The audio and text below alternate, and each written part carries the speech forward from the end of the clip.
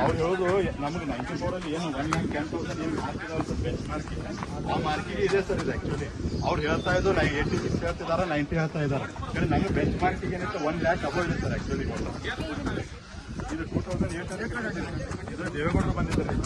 ದೇವೇಗೌಡರು ಬಂದಾಗಿಲ್ಲ ಒಂದು ನಮಗೆ ಟೆಂಪ್ರರಿ ಇದನ್ನು ಮಾಡಿಕೊಡ್ಬೇಕು, ಒಂದು ಫುಡ್ ಬ್ರಿಡ್ಜ್ ಮಾಡಿಕೊಡ್ತೀನಿ ಅಂದ್ರೆ ಎಲ್ಲ ಸ್ಪಾಟಲ್ಲಿ ಹೇಳಿದ್ರು ಅವರು.